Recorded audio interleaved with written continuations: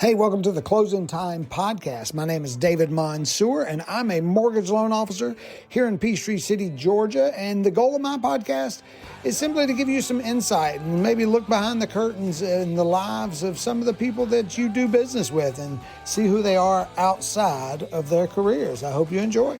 Hey, welcome. We have Steve. A ton to talk about today. See what I did there?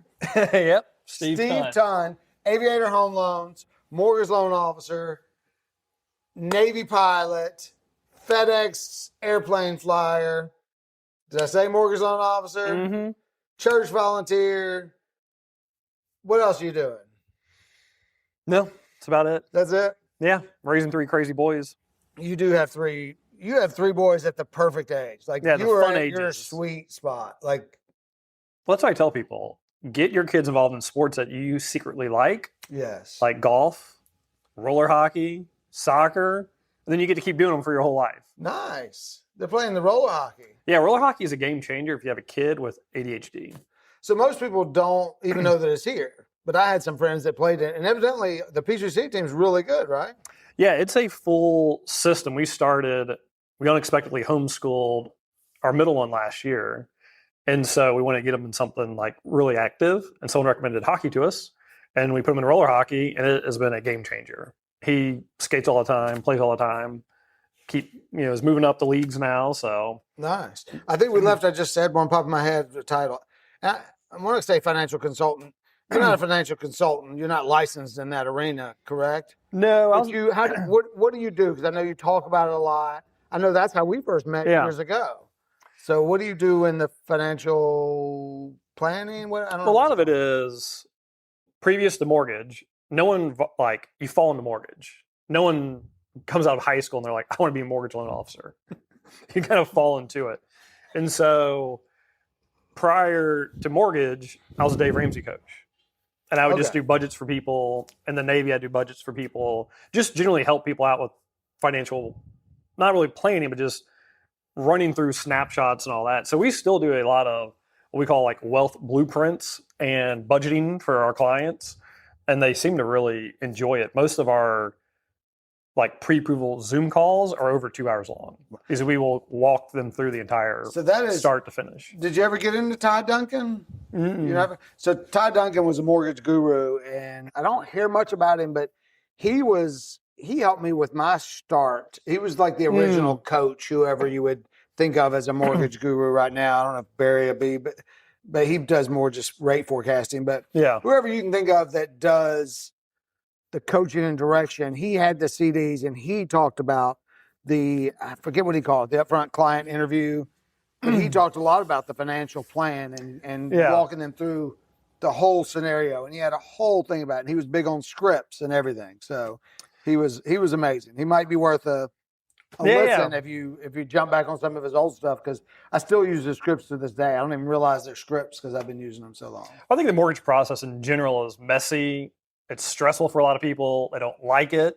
So it's kind of pivoting that into a trusted advisor role. Yeah. And it's very simple. You look at everything. So it's hey, do you even know how much money you have? Yeah. Most people don't know how much money they have. Literally, most people have no idea. Just a snapshot, one page, assets and their liabilities. Yeah. That is true, because I think it's kind of good too, in a way. Because for a long time, I didn't realize how much I did have in retirement, and that was actually not that it was real money, because I still kind of think that you should not think of your retirement like 401k as real money until your retirement age. But it gave me a lot more comfort when I actually realized that, okay, I'm okay in the future. Yeah. Things might be. So it was nice to see that we saved. I was thinking about this before, I don't know how I picked the people that have gone here. It's got to be a level of respect, and I think everything you do in touch is just first class. Oh, well, thank you. I love it. I love the heart that is behind everything that you do. Because you are my competition in a way. You're not, because we don't really compete against each other, but you're a mortgage. Yeah. So we're out there fighting for the same fee. but I've called you many times and asked for help, and you have gone over and beyond on, oh, well, this is how I did it, and this is how I fixed that, and I love that. So that's anytime. I mean, if we can help the community, help home buyers, veterans, we do. And I know online you've offered, hey, loan officers, if you ever stuck with a VA loan, call me. I'm not trying to sue you loan. I've seen you say that, and that's pretty awesome. So, and we do it a lot. Yes, you do. So you're pretty awesome. What are you not awesome at? Ooh, time management. Really? Yeah, I really enjoy building like businesses. I love like business architect building it, coming from the military. It's unique because you're rewarded basically on how much you can hustle, how long you can stay in your office, how long you can work. Because the people who, you get promoted in the military as an officer, well, if you're in your office from 4 a.m. till 6 p.m., you might get a better ranking, a better whatever. So when you transition that into like business world, you associate being busy with kind of ranking, but actually business world is like productivity, right? Not just being busy. And so it's always been a challenge. I have an office, but I work from home a lot, and you got to shut it down some points. And Jenny and I are always talking of like, hey, how are we doing on time management? Because I'll just keep working. I love to work. Yeah. And so that is something we always have to turn off at some point. I think I'm at a stage where I am loving to learn. Yeah. Like, I could not tell you the hours I spend on podcasts and YouTube videos and TikTok, or not TikTok, but Twitter Spaces, just listening. I'm going, wow, if this was available to me in my 20s, the amount of things that I've learned about finances, the stock market, making videos, ChatGPT, all of this, it's just, I can't get enough information. Yeah. Like, I play these things when I go to sleep now. I'm sure I don't retain any of them. Yeah. But, and the other thing is, I do like to play a lot of it with Max in the room. Oh, yeah. Because when I graduated from college, I didn't know the terms of the stock market. Yeah. I didn't even know the terms of mortgages, even though you learn the basic terms. But we never owned a home when I was younger. So I never knew what escrow really was. You always heard about things, right? Mm-hmm. So I'd like for him just to hear those terms, because then that's going to be basic vocabulary, even though he's not really asking or following along. I don't know. In my head, I think that's going to help him when he gets older, because it's going to be comfortable lingo when he goes to start to study something. 100%. So how old are your kids right now? So we have 13, 11, and 8. 13, 11, and 8. All right. So, yeah, that is perfect. It's like the perfect dad sports. Yeah, and 8's no longer a baby. He's independent. And is he the toughest most times? He's feisty, and everyone's scared of him. Really? He just does like his brothers or everybody? He just beats his own drum until he gets hurt. And then it's like, who hurt the baby? I love that. I love videos online where kids are jumping off things and building things. Yeah. And Max has some friends that live in the next neighborhood. And it was the biggest blessing to find them, because here, there's several kids that live here. They don't ever come outside. Yeah. And, I mean, my son doesn't either, unless he goes over there. And when he goes over there, there's 4 or 5 kids that stay outside all day long. Yeah, it's perfect. I mean, it's a cul-de-sac. They jump things. They do dangerous things. They play. There's little girls, boys, everything. It's been awesome. So yeah, absolutely. Christmas. It's close. It is. Tell me about Christmas at the Ton House. Yeah, so it is. Usually I'm out flying, or when I was in the military, I missed them all. So Christmas Day or Christmas Eve? Christmas Day, Thanksgiving, Christmas, you're just kind of gone. So really, it hasn't been until the past couple of years I'm actually home for Christmas. Yeah. So usually Jenny would go back home with the kids. But now, since she works up at a church, Christmas is kind of like the Super Bowl. Yeah. Playoffs might be Easter. This is Super Bowl. Here's the way you want to do it. So a lot of it revolves around, accommodating some of her schedule, the church's schedule, and then we kind of plug in when we can. So it's pretty laid back. Usually, are there any traditions that you follow now that were from the kids? Like, when you were a kid, like, is there anything like, hey, we do this every? So for me, I got to cut my tree down. Yeah, it's just something I've always done. We always have to do it. We always decorate it together. And I know there's families that becomes a big fight, and there's like mom decorates the tree when nobody's at home. No. I mean, we do the whole fake Christmas tree thing. Pretty consistent. Ornaments, get it up. I would say the big tradition is after Thanksgiving. I would put the tree up, I think, well before. Christmas music well before. Thank you. Once you hit Halloween, you're in Christmas. Yes. My thought, and I keep interrupting, I apologize. No, you're good. My thought is you could celebrate Christmas and Thanksgiving at the same time. Yeah, I think it's great. Thanksgiving does not exist because you have Christmas music on. I agree. Anyway, finish your No, thought. I agree. So you have the lights and you put the tree really up the day after? Yeah, after Thanksgiving, we roll out the tree, all the stuff. And so it's pretty fun. I don't think there's a big, like, hardline tradition we do, but we all like to decorate, get all the boxes out, put them up in the yard. Do y'all make cookies? No. No cookies? I mean, when the kids were younger, we would feed the reindeer and do, like, that fun stuff. Yeah. But now it's more of like, I went on a run with the 11-year-old. I think I'd have some, like, motivational speech with him, and he asked me, he was like, so where are you guys hiding the Christmas presents this year? It was like all he was concerned about. Now, do you have an office or do you work from home? I do have an office, a physical office outside the house, and I have one inside the house. Okay, the reason I ask is I always had my presents at the office. That's like, actually it was smart never to do. even hard. Like, I had should Amazon probably do that. deliver it to the office. It just 100%. And then I just went up there and wrapped them. And a lot of times it was Christmas Eve at 10 o'clock at night.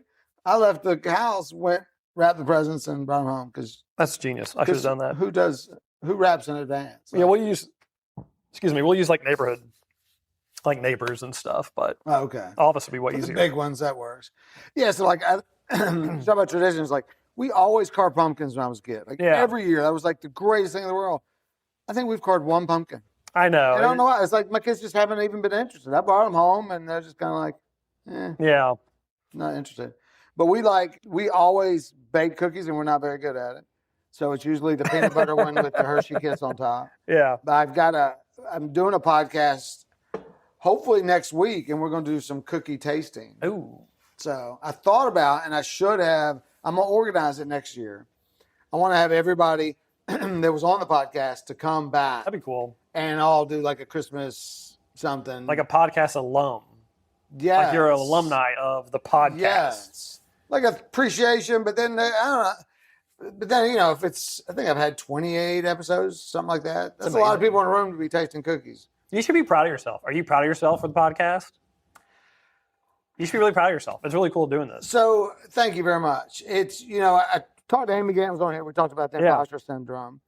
It's like, I don't give myself credit because I'm like, well, I love it and it's easy for me, so that don't count. Yeah. Like, I almost don't give myself credit for anything that I don't have to work hard at. Does that make sense? Like, That's like a superpower then. Yeah, I guess.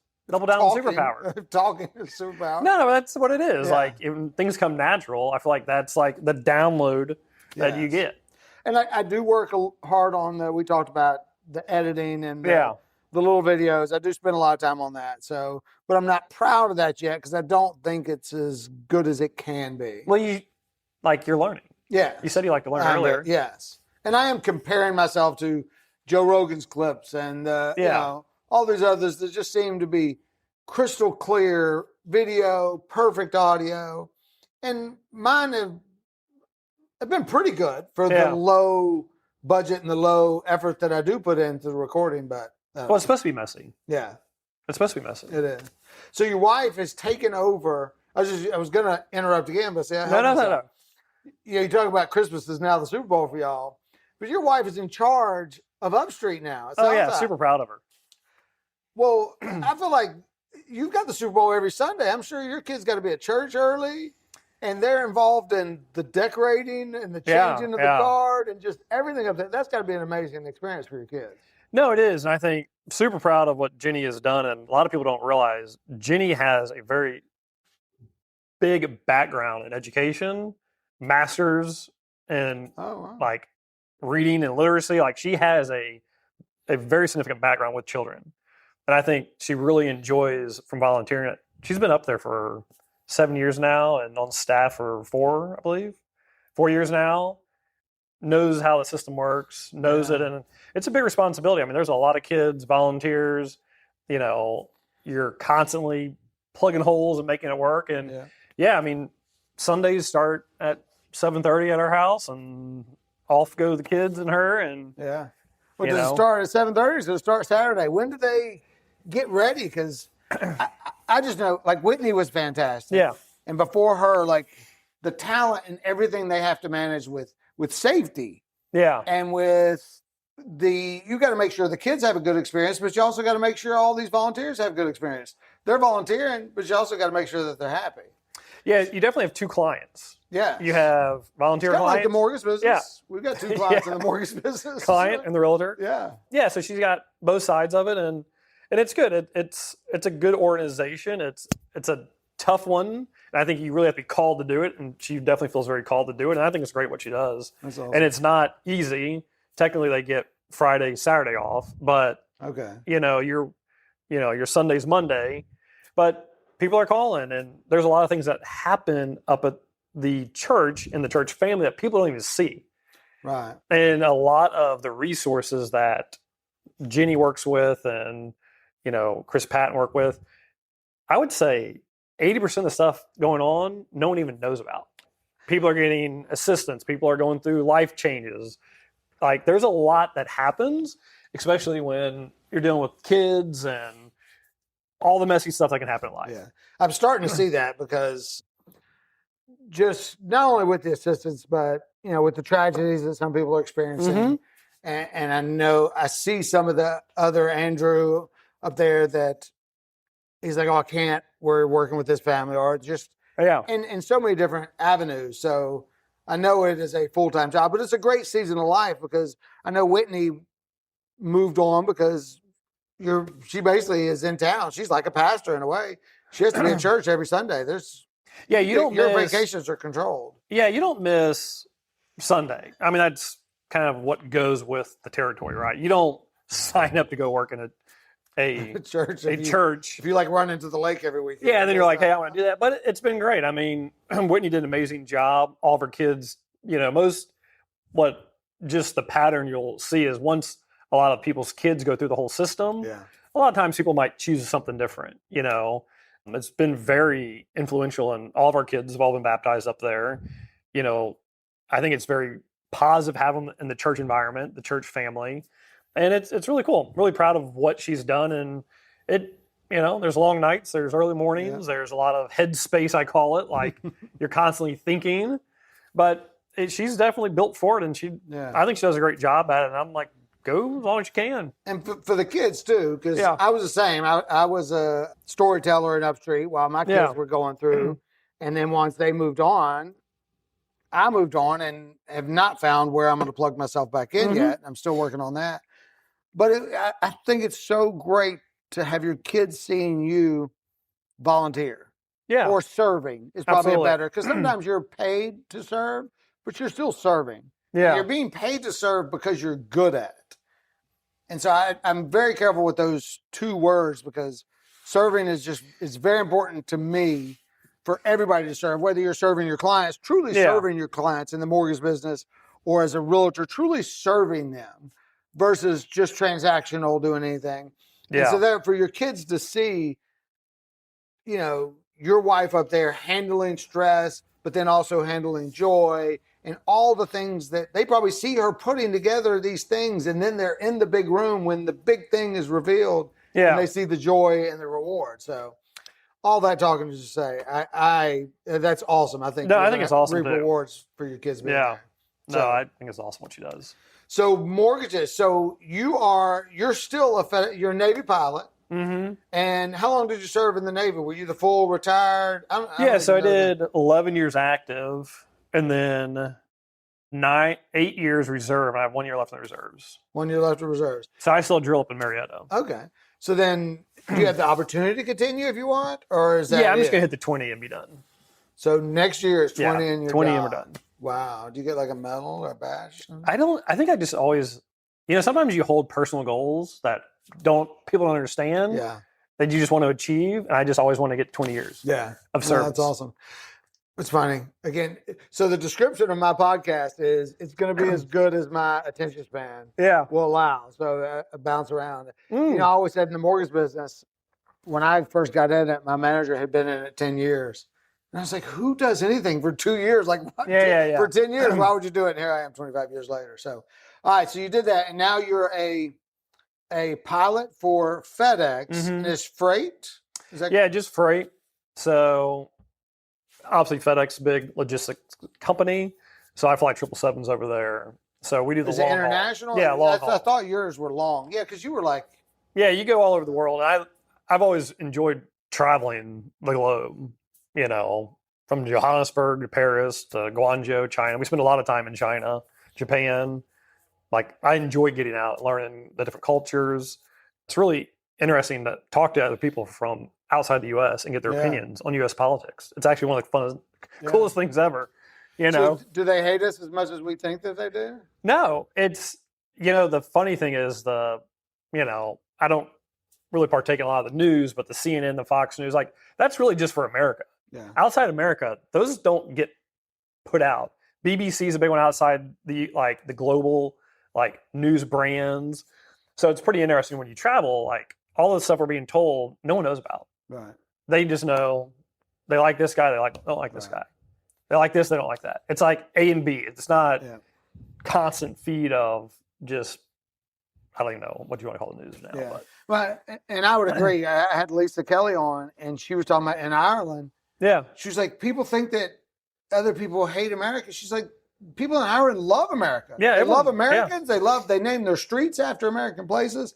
And I remember I guess right after 9/11 and the war with the oil, when it turned into that whole thing, I think we got a little bit of a bad reputation. But then I think after that, as there's so much social media, people from other countries realize that we're kind of all the same.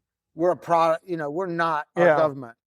We elect them, but then they're not who we thought they were. And, so they know that the crap that's going on up there is not really who we believe. If you find this video, please subscribe.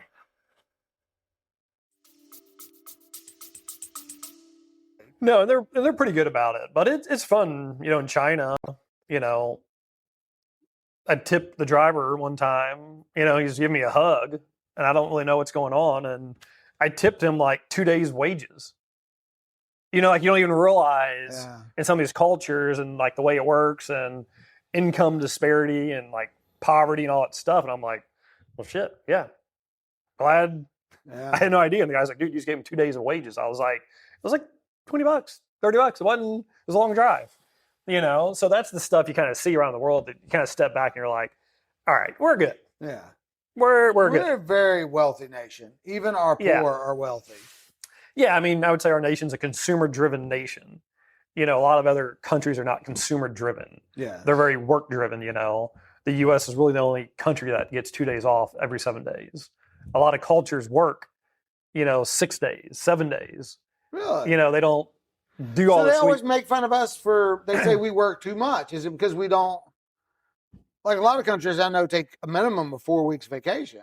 Mm-hmm. Well, but they take work time, 7 but days. They'll work. They're either working when they're working or they're vacation when they're vacation. And I think a lot of the work is, I don't know what studies say that, but yeah, it's just seeing different cultures. And so how many, do you get like a full day layover or how much time do you have when you're there? Some of them are 60 hours. I got to do the math. Like now. 2.5 days, Okay. 2 days. Like, I love going to Paris. We go to Paris a lot. And I got a whole system. When we hit Paris, I have like a playbook that off we go. We hit the trains and we're gone. So I know with like Delta pilots, their wife could fly in the back, whatever. Is that ever a possibility for? No. You can't box her up and throw her in the back? No. The only passengers we will get is when we fly animals. Okay. So there's 2 pilots, or how many pilots are on a plane? You'll have between 2 and 4 pilots. Okay. I like the long haul stuff where you get 4 pilots. Yeah. And you got like bunk bed and all that stuff. So 2 fly, 2 sleep, 2 fly. Okay. Yeah, and those are long flights. Those are over 12 hours. Yeah. So what is your key to, what's the word? Jet lag. How do you overcome that back and forth on both sides? I just keep it simple. Sleep when you're tired. Eat when you're hungry. Yeah. When you're putting cycles on your body, the biggest thing is hydration and fitness.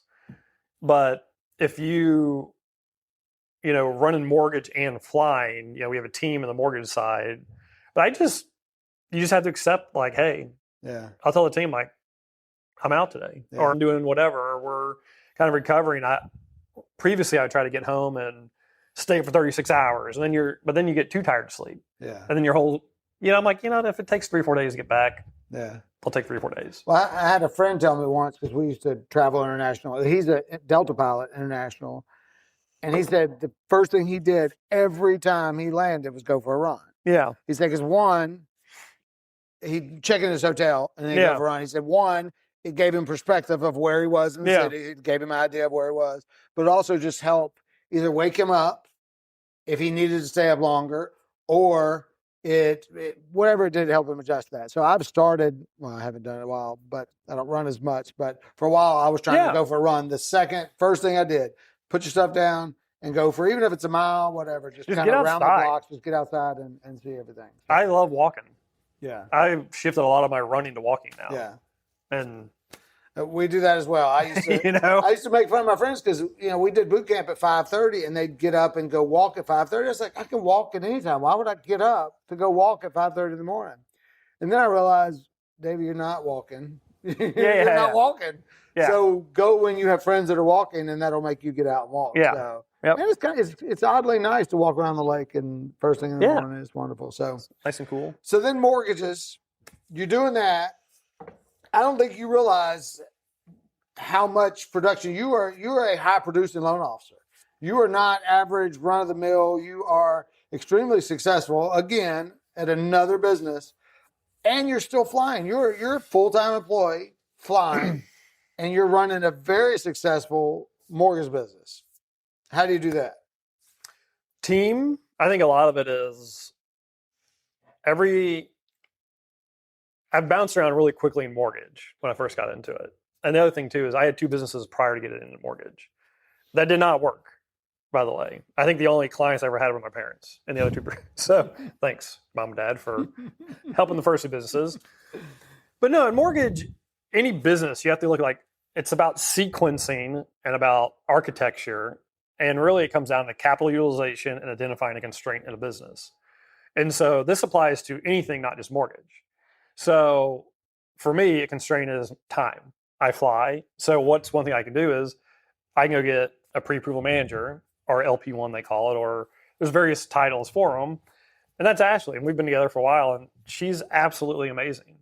And so there's always a continuity in the machine of pre-approvals. She's also licensed, so she can lock. She can do anything I can do, she can do. Right. And we take very detailed notes of whenever we talk to clients. So really you just set up the sequencing, and I think that's where most people get it out of order is, most people are like, you go all in on the operations. Well, if that's not your constraint, you're wasting your time. So most people in the loan game don't focus on marketing enough, or getting leads enough, or creating value. And that's really all I do is focus on marketing, lead generation.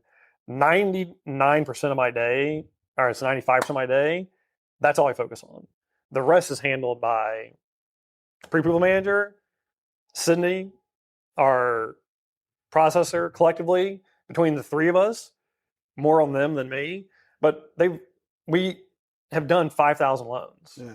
That's a lot of firepower. So you're the CEO. You're saying that you're focusing on marketing, but you are also the expert, and you're doing these Zoom calls. Well, the Zoom calls really, so when you take the process down is, previously before I had this set up, I was in a file 8 hours from conversation.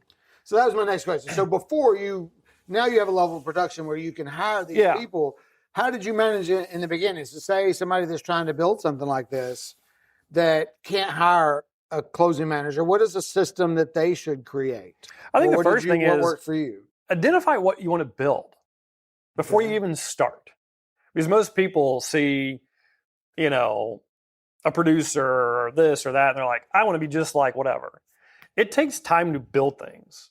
And you're going to go through, before Ashley, there were 3 before her that did not work. So if you don't like to hire and fire people, that might not be fun. Yeah. The assistants we have now, there's been 4 of them prior to the one I have now. Like, you have to set up a standard, set up a process, and everyone's loyal to the brand, to include myself. So if I get my own corrections, same with anyone, if anyone messes up, per se, accidents happen, but everyone's loyal to the brand. And I think if you're starting out, the first thing is just identify what you want. That's why most people, like a lot of people call, they say, hey, I want to do this. I'm like, what are you building?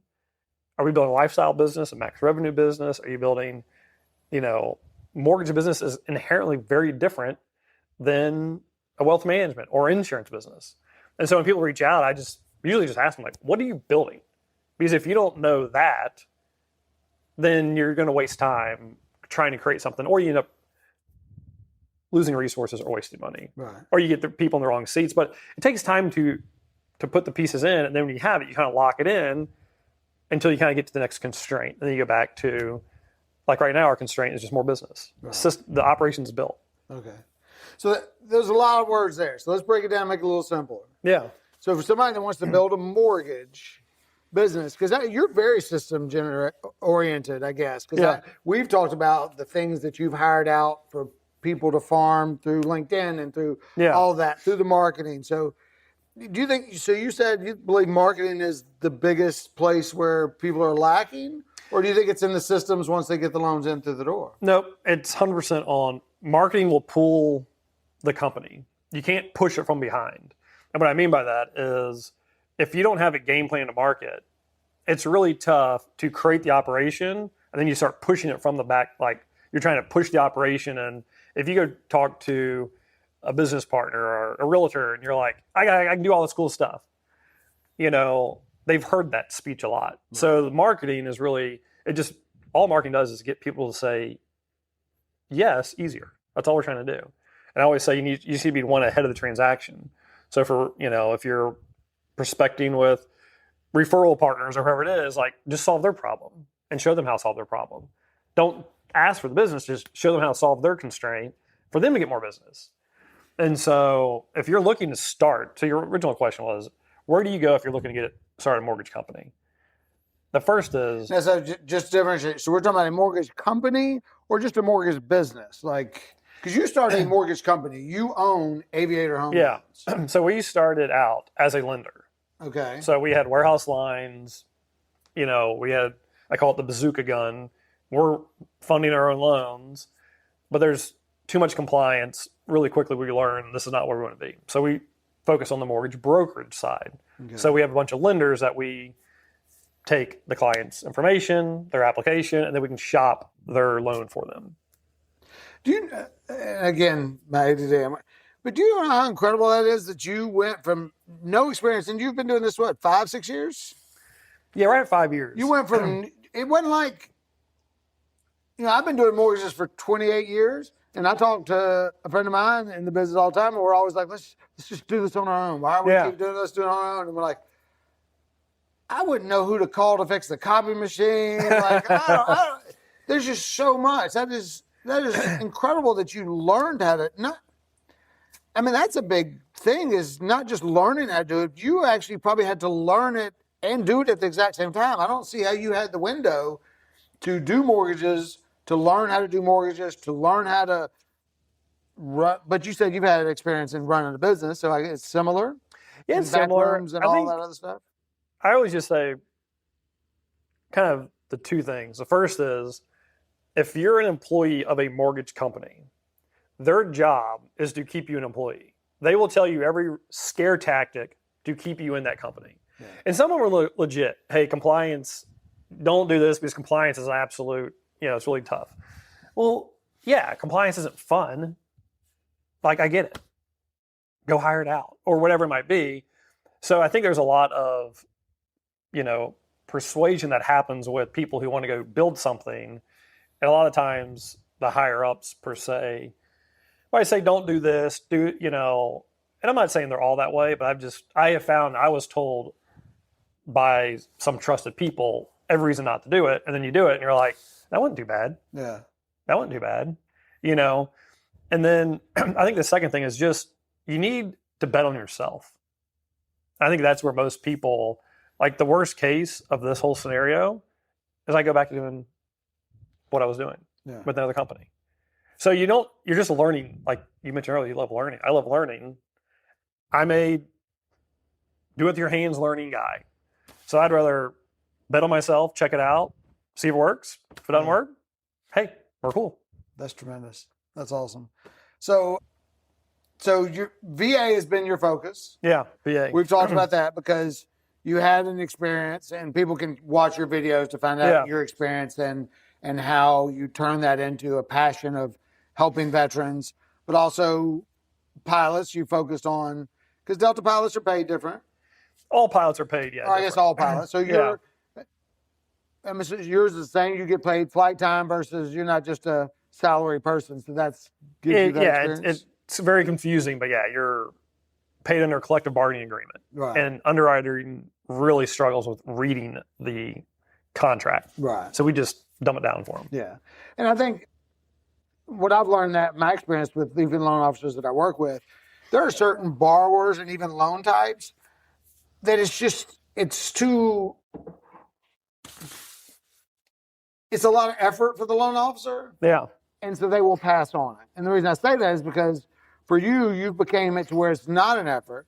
So somebody that works with a lot of VA or with a lot of pilots or whatever, like for me, we do a lot of USDA, a lot of Georgia Drain. We do a lot of VA loans. We don't mind diving in and getting our hands dirty because we're used to it. Yeah. And we're very familiar with it. Where the reason I'm saying that is someone out there might be working with a loan officer that doesn't have a lot of experience and they really don't feel like looking it up or digging. Yeah. It ain't a matter of just typing in a question and getting an answer back because not all that stuff is easily found. You've got to have the right resources. So if someone out there is not having the experience that they think they should as whatever it is, self-employed person, a pilot, an investor, whatever it is, then just know that the loan officer you're working with might be an outstanding loan officer, but they might have enough business that comes as conventional 80% loans so they don't work on other loans. And therefore, a buyer might miss out on a better product, a better rate, lower cost, whatever. And I would say we refer a ton of business. I know I've sent you the Georgia Dream stuff before, some HELOC product stuff. I can do HELOCs. Yeah. We can do HELOCs. Our product is not good. Yeah. And so I will tell clients, hey, what zip code are you in? Where are you at? And I think that has always been more of like, I kind of view it as trusted advisor positioning, not, it's fun to do the loans and all that stuff, but like you're building a long-term relationship with people. It's just a short-term product. And so I feel a lot better off when we get some stuff that we can figure out. I told the team, we're not doing it. We're not bringing it through the system because it jams my system. Yeah. And we're not built for some of these products. And so that's why I think that's helped focus on the VA, the pilots, because like I said, things come through and I'll just call a client and say, hey, I'm not the best fit. I've done one of these in 5 years. Yeah. I just want you to know, I recommend you talk to them. We will try it. We'll do it, but I'm just letting you know. Yeah. It's the same thing when we broker. This could get bumpy. Yeah. If I have to broker a product, I'm like, I'm going to lose control here because it's brokered through another lender because it's a different product. Yeah. So I just want you to be aware. If you want to go with somebody else, understand, I'm happy to do it. I'll always be your contact person, but I lose control, so I don't know how quickly they're going to respond or if it's going to close on time. So, mobile homes is I try to, I'd love for realtors to know that with mobile homes, you really need to work with somebody that does a lot of mobile homes or manufactured products. Yep. Because for somebody like me, I don't do a lot. And I find that, and it might be because I just haven't done a lot, but I find that 9 out of 10 get declined for some crazy reason that's wrong with the product or the license of the mobile home, something. And then we call them relationship killers. Like you get a mobile home dealer, your relationship with that realtor is going to go away because they're going to be so mad because you couldn't get it done quickly, even if you do get it done, because they don't understand how complicated and how easily those things go sideways. So now I tell realtors, we don't do that product, even though technically we could, but I'm just not going to do a great job at it. And I don't want to risk losing a relationship because you trusted to refer me. I don't want to lose it. So just go Well, I somewhere think else. anything you can't set proper expectations on and frame, like I'm really big on framing things. If I can't set the correct frame and the expectation of what's the sequence of this mortgage, I tend to shy away from it. And it's so funny. Yeah, mobile homes are very difficult. I think I've tried to do like 4 or 5 of them, Yeah. and then when you realize you have these engineering certificates and you got to pay for all this stuff, usually the bar is, where's the They're money buying coming that from? because they don't have money, And the then they seller don't- doesn't have yeah. money, and But they're working, and I think it's so funny whenever this kind of comes back to like the framing and the control and the experience, right? That's what we're trying to do. Is my goal is if a realtor trusts me with their client is to get them a 5-star Google review. At the end of the day, that's what we're going for. You get reviewed, that you can use that for marketing, whatever else, and obviously the experience. And so it's so funny. I probably shouldn't say this on the podcast, but whenever people, we're like 40 minutes in, nobody's Yeah. listening anymore. no one's listening anymore. So a lot of times, we'll get a call and some realtors will say, hey, we have to refer 3 lenders, 3 whatever. And sometimes that's more office policy or their company policy. Really, really cool. So if someone's already working with a loan officer and then they call for a second opinion or a second rate, all I ask them is, do you like working with the guy? Yeah. They say, well, yeah, he's great. I said, well, then why are you talking to me? Yeah. Well, I was told I should talk to 2 or 3 to get the lowest rate. I said, this is not how you get the lowest rate, by the way, by talking to 3. The lowest rate is actually discount online. You're not going to make the closing. And then I was like, so what's your goal? They're like, well, I just really want someone, to like listen to me and Someone that answers the phone. answers the phone, get me the close. I'm like, is the guy you're talking to? Yeah. I go, hey, I think you should stick with him. I'm not even going to tell you my rates because there's no, you're getting a good service. And I think what I have found, and that's I love with you and other people is if I take an application, I run them through the whole thing, and at the end of the day, I get super competitive. We start doing margin suppression between people. We hurt each other, hurts the client. Yeah. It's like, what are we doing? And then you look at the realtor, and she's like, oh my God, they're so stressed now. And I'm like, yeah, you created well, that. it's all about experience. And I think the realtors are very good with this. Loan officers need to get better with it. But it's like, if you can, I always tell clients mirror your emotions.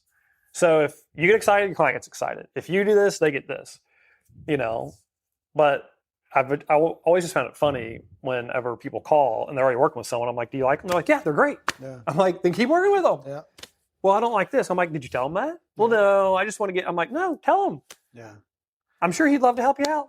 Or she. I've told realtors before, when a customer calls you and says, David wants my bank statements. I've already given that to him 3 times. Yeah. And he's asking again. I'm like, your reaction doesn't need to be, oh my God, I'm so sorry. I can't believe he's doing that. It should be, hey, let's pick up the phone and call David and find out why. Because maybe there's a reason. Maybe expired, something, whatever. Let's be calm and let's react. Or David didn't give me blah, blah, blah, whatever it is. Let's go, hey, David's rate is this or his costs are different.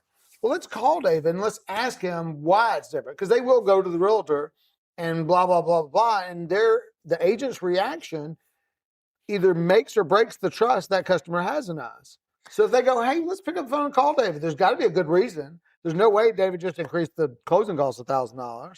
So let's call him and let's find out. Then the customer's like, oh, okay. And then they call me and I go, oh, well, you have HOA setup fees or something, Whatever. That's, whatever is different. So I love that is the way they react. And loan officers can. Well, they mirror, and I've always just explained to clients, you're building your table and you get to pick who you want in these seats. And, traditionally in real estate, the realtor is kind of the orchestrator of the whole process. And we kind of run the title side and they, run inspections and stuff like that. But you really want to empower the client experience, because if the client has a 5-star experience, everyone wins. Everyone wins. And I think that is what I've always told people up front is proper expectations is it's going to be painful up front, The reward is going to be a 2-hour Zoom call with me. That's your reward for getting all your documents in. Because I won't do it unless you are pre-approved, period. You will not get on this call with me until I know I can help you. Okay. And so you almost kind of get the like, and then they get the Zoom call. And now they're like super excited, and we can show them, usually whoever refers us in, right? We're going to talk about that person for a long time. Yes. So if you refer into us this goes for any industry too. This is not just mortgage, but if someone gives you a personal referral, friend, family, realtor, you need to spend time talking about them. And because what you do, two things. A, they are going to question their decision to call you. So if you talk about them, the client's going to say, hey, this was a good decision. Yeah. The second thing is the more association they have with the referral person, it's almost less friction you have in the transaction because there's going to be a lot of basically the trust they have with that will shift into you the more you talk about it. Yes. And that's what I find when people get referrals. Normally it's like, oh, high five, thanks for the referral. It's like, oh, no. We're going to talk about this realtor for about 10 minutes. Yeah. I'm going to go over your Google reviews with them. I'm going to tell them about your family. I'm telling them about the shit you do in the community. I'm going on it, all of it. Yes. Because I want them to know how awesome you are because you associate that over. Yeah. Well, that's awesome. And that's one thing that I added to my business about a year ago is because I always wanted to constantly talk about the realtor, but also bring them back, especially in the time we are now where customers may be cycling back around, is in my phone, when I save my customer's contact, I put the realtor's name right underneath it so that when I call them, because right now I'm in a period where I'm calling past customers and saying, hey, I just want to check in. Fed just met this week, lowered rates. You have any questions? I just ran into Mary and she's doing this and this. So that's why we're great loan officers, because we do more. It's not just transactional. I know how important it is. I know how hard it is to get a lead, especially for a realtor. Yeah. So to be able to help them keep it is huge. No, and you want to keep the team together. Yes. That's what I always tell people. And like, once you kind of give the pre-approval, once you do all that, our close rate, once we do the Zoom call, is 91%. Wow. Once we do that call. And so that's why we invest so much in that Zoom call. That's why we So let's get into that Zoom call real quick to wrap up, because we're going long now. But the Zoom. Whatever. So, there's the personality studies, managing people's personalities. You got some people that want to see all the numbers. That's all they care about. Some people want the emotion of it. And like, how do you manage? You've used the word 2-hour Zoom call. And when I think of me as a buyer, like I remember when I did my financial planning and met with a financial planner, and he sat there and started blah, blah, blah, and about blah, blah, blah. And I was like, I don't really care. Like, stop talking to me. I'm here because I trust you. So how do you manage that when you're on a call? Because I would hate for somebody to be sitting through a long call when they don't care anything. They're like, your realtor said you're good. Just give me the loan and go. Yeah, I think it really depends on the client. So this is not forced on anyone at all. Everyone, like you said, it's a option. Do you call it a benefit? What do you call it? You call it, this is your reward. This is your reward for getting all your documents in. Right, turn it in. So it's a reward if you choose to. Yeah, and I always tell people, hey, this is not required. 100%, if you're just, hey, I want my pre-approval, show my numbers, we'll do that too. So a lot of it is gauging the client. And we split it into two sections. One goes into education, one goes into mortgage. And I just tell people, like, you don't have to, like, if you're good on these topics, you're good on the topics. You don't, like, it's very customizable to the individual. So some people are like, I bought a bunch of homes. I'm like, all right, cool. We're just going to start rolling. And then if you're like, I'm good, I'll skip, go to the next section. And then usually what happens is people are like, oh, I didn't even. No one, you bought 10 homes, but no one's ever walked you through it. Yeah, I didn't know closing costs and the difference between origination and escrows and all sorts of different things. And so it's education, kind of quick, about 30 to 45 minutes, depending on the questions they have.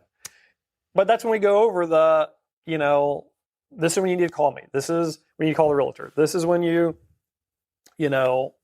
Don't do big financial purchases. Don't wire money around. You can set the expectation before you even do it. And the whole purpose is to lower the stress to create a better experience. Right. Education, and then I actually will just show them the origination system. I'll share my screen with them. I'll show them the whole thing. I don't gatekeep anything. Yeah.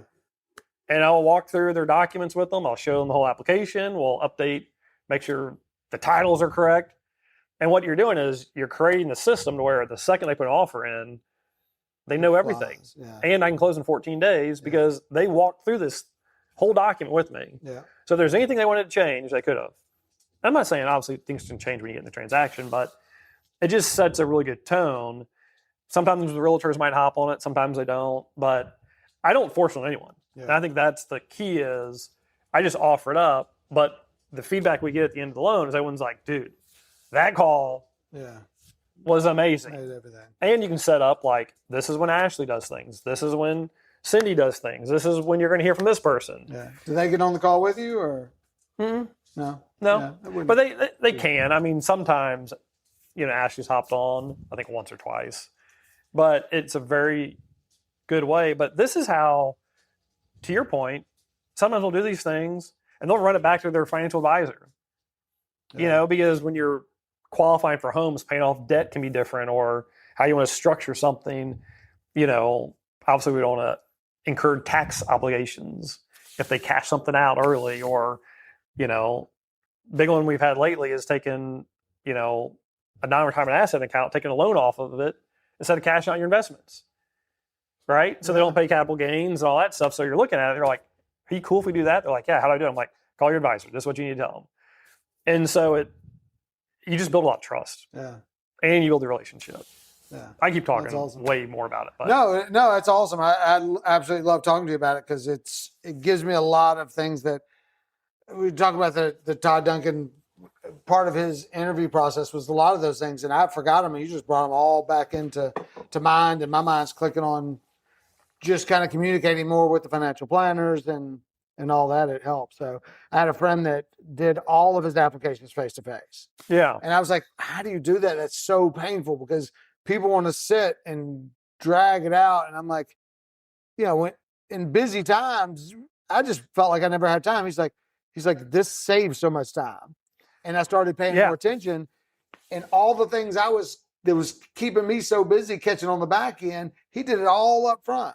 Like, not just give me all your documents, but more explaining. So he wasn't taking that phone call going, what do I do about insurance? What do I get? He did it all up front. And everything for him ran so much more smooth because he did that face-to-face up front. I still have not moved to that process, but I have done the Zoom a few times, and I'm trying to make that more of a discipline into my... Well, I would say something works for everyone. Yes. This happens to work in the current market for me right now, but I'm always looking at different options of, how do you create value? And that's what I always go towards. And like one thing we also do is we have a 3-year mortgage maintenance plan, right? So once you close, we enroll them in a software that monitors their rate, their equities, everything. It sends them, there's a couple different softwares that do this. Is that HomeBot, or do you use another one? Well, there's Home IQ, HomeBot. There's various services out there. But what a lot of people don't understand is you have to label it. Because you tell a client, hey, I got a software called HomeBot. They're like, cool. Yeah. What is that? No, it's a mortgage maintenance plan that's custom to you, that you don't have to do all the extra work that you want to do. You don't have to keep looking at the rates. You don't have to keep looking at equity, because I'm going to do all that for you in the post-mortgage maintenance plan. Yeah. And that's where I think a lot of people, when they're like, and that kind of goes to the marketing side of, when you get them in those calls, I show them. I'm like, yeah, look at our mortgage maintenance plan. By the time we're done, they have, you try to stack as much value as you can. They're cool with it. Yeah. The realtor's on the email sometimes. So that's awesome. There's a whole process. But. We could do a whole mortgage topic. I tried to get to know Steve on another level, but we should have just jumped into mortgage because you got so much business. to offer. Yeah. I love it. We're working on the 4th company right now. Yeah. So we have more coming. Another company? Yeah. Like outside of mortgage? Yeah. You'll see it in 26. Wow. So you're like, Brett Scarborough, friends with the family. Yeah. So I've been around Brett a little bit, and I was talking to Dawn, his sister, and she was just telling me like they were out skiing, and he was on the phone on the lift. And this guy works nonstop. Yeah. And he was like, somebody just called me. I met him at the restaurant, and they called me and said, there's a property down here. I think it's a good deal. We should go look at it. And they're going, and Dawn's like, you are very comfortable. You have all the money you need. Yeah. And he just can't shut it off. Like his brain is wired to build and create. And that is just, he's just nonstop. Like if he hills are fine, he can't survive without working on the next deal. And that's awesome. That's a good. I think the business superpower. architecture is something that it applies across services, mortgage, whatever you want to do. These systems you build are transferable to any service. Yeah. And it's called a money model. You have to build a money model, how you generate and make money and create value. And that's what I really enjoyed the past couple of years with mortgage is refining, quote, the mortgage money model per se. And that's why they're sequenced a certain way. I could do the Zoom call right when the contract comes in. Yeah. But that's not very smart. You do it at the pre-approval, Right. So anyhow. Right. Well, promise you'll come back when you're ready Yeah. to release that new business because I'd love to hear about the new business, but also about how you build a business. That'd be something somebody would probably be interested into. I know I would. So Absolutely. I love talking to you and learning. So Mm-hmm. I appreciate you so much. Yeah, absolutely. Well, thanks for having me on the podcast. You're very welcome. All right. Thank y'all very much. Merry Christmas. Wow, we went for an hour. Oh, yeah. Almost an hour. I've done these for like 3 hours before. Are you having a David day?